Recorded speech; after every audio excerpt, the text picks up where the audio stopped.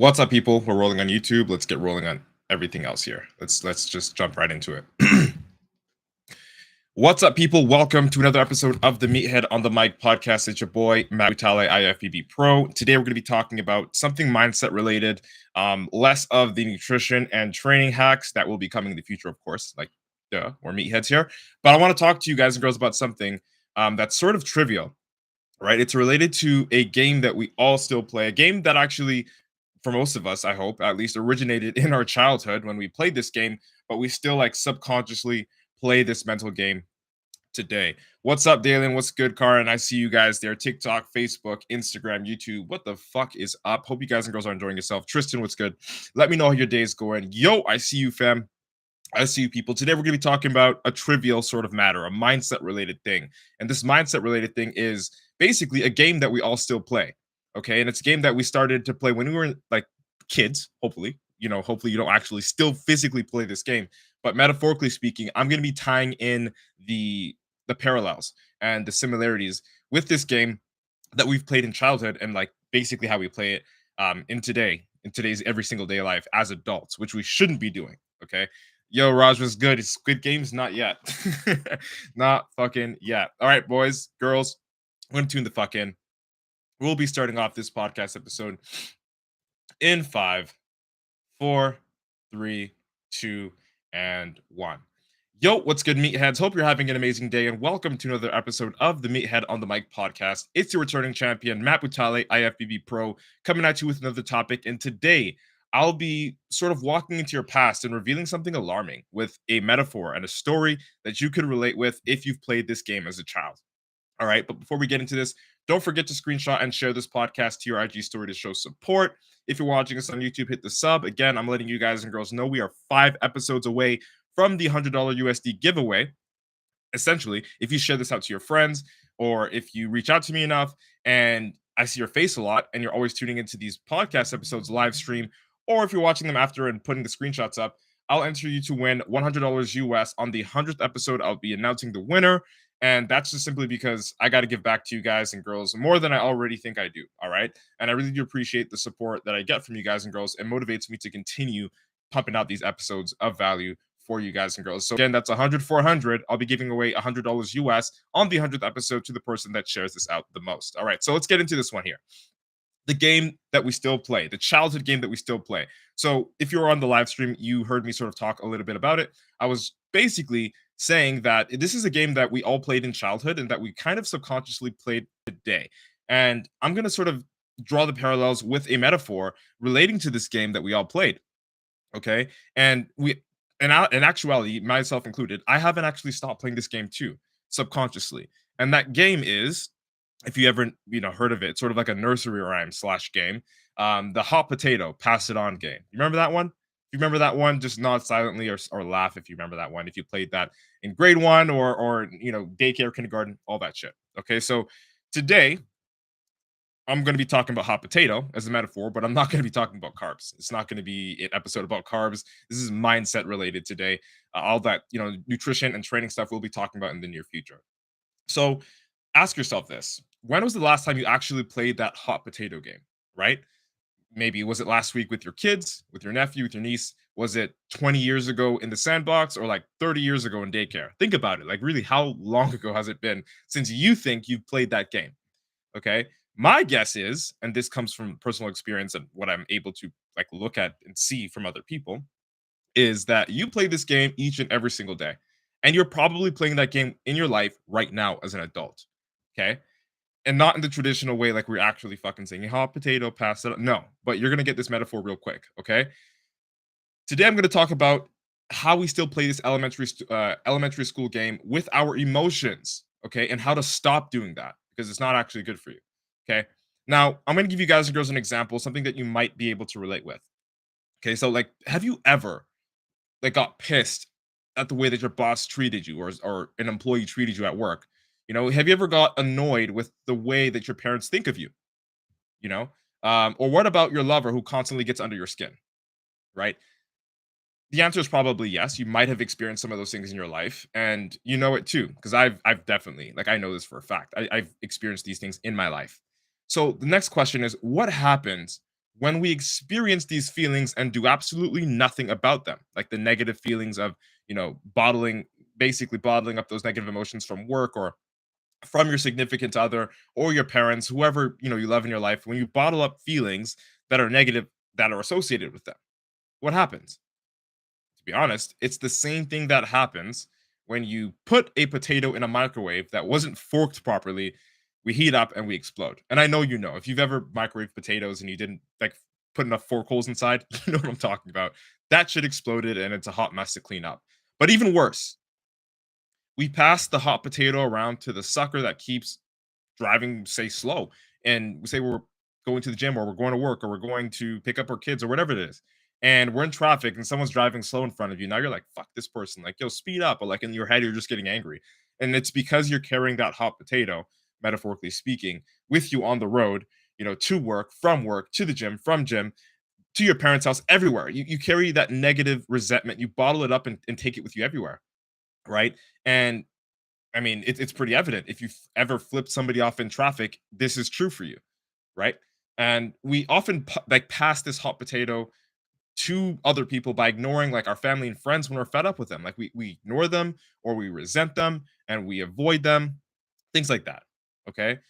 You also give off, or you could give off, not saying that you do, shitty energy to your fucking neighbors because you're having such a rough day. Like, you don't say good morning or whatever. And I'm not saying that you have to be a fucking like hippie or whatever, but like, respect is respect. And I'm sure that you respect your neighbors. So you probably say hi or good morning more days than not. But on a shitty day, you're probably not going to say anything because of the resentment that you're carrying from other things that have nothing to do with that person. And you know what they say. Um, I forgot that metaphor 100%, but it's basically don't bleed on others who didn't cut you, essentially, right? And that's what we do when we carry this metaphoric hot potato around, right? Your fuse becomes 1 inch long, and pretty much when you get tense, it's like the end. Like think of going to the gym, and this is something for me that I know I can relate with, and some of you guys and girls, can relate with as well. But like when you go to the gym and it's packed, you already had a fucking busy day. You heard a lot of shit from a lot of people, and you just don't want to be bothered. And then it's a busy day at the gym, and now you've got to wait for the equipment that you want to use so that you can work out, and that just fucking pisses you off. It's because you're carrying that hot potato. You're playing the game, all right? And they're in on the game too.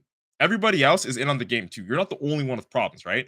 So not only are you passing it on, but everybody else in your life is passing it on too, right? To the next person, so on and so forth, right? Until that hot potato is just about ready to explode on the unlucky bastard hand. Like whoever is the last person to get that potato before it explodes, tough shit. That's a hot mess for you to clean up, whether it's your fault or not, right? And when you happen to be that unlucky bastard, you're left with an explosion and you lose your composure because of the mess that you're now forced to clean, even if you weren't responsible for it. And it sucks, right? Like you say shit you don't mean, you do things you eventually regret, you act out of spite, you act like impulsively in a negative way, and it's not good. And this needs to stop. But you don't have a clue on how to stop this game, this hot potato game that we always fucking play subconsciously and that we've been playing since we're kids. So let me give you some tips that will help you drop the hot potato instead of passing it on to your neighbor, uh, the other gym goer, your coworker, anybody. This is how to fucking stop playing that game, right? And basically, what we're gonna do is optimize our life in a way so that no matter what happens, we have the best possible chance at staying as positive as possible, right? So, number one, the first tip that I'd recommend for you to stop actually playing this game is to sleep for 6 hours or more. Like, think of it: tired people are grumpy people, and the more rested you are, the less likely you are to explode. And the same thing goes with like hunger. People that get hangry, right? Like if you're hungry all the time and you're tired, the smallest things will piss you off. Like I gave it the example earlier on, like in traffic, if you're driving around, like you're noticing that you're just flipping out on everybody for God knows whatever reason. I mean, of course, you've got things that are negative going on in your life, but because you're tired and because you are hungry, you are less fit to deal with the negativity that is going on in your life because it's inevitable. Not every day is going to be perfect. You're likely going to experience negativity again. It's the way of life, right? So if you can understand that, sleeping for 6 hours or more, making sure that you're well fed, you're not hungry at least, is definitely going to give you a slight edge when it comes to controlling yourself with that hot potato. All right. Number two, And this one I actually recommend a lot of people do because not a lot of people sit alone with themselves and actually reflect, right? Number two is sit in your car or your bedroom alone, and just fucking breathe. Period. Like just breathe.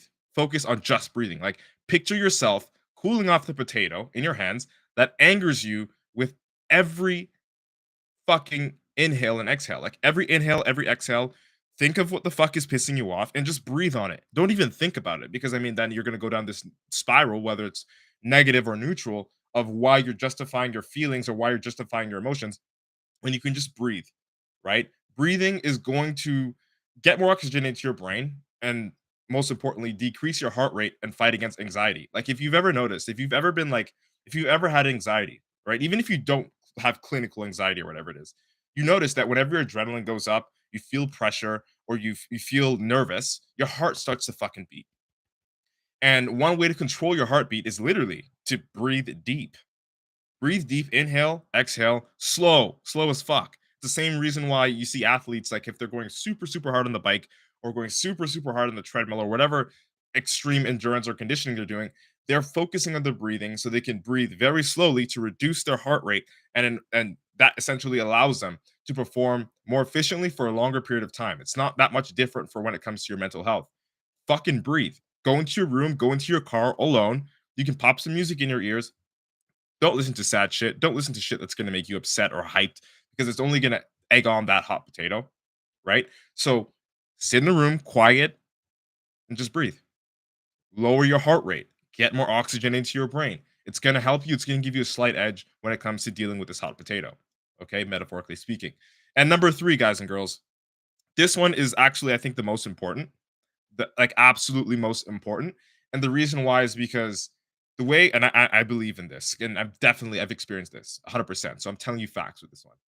This one, it's like the way you start your day is pretty much the way you're going to lead throughout your day and the way you're going to end your day.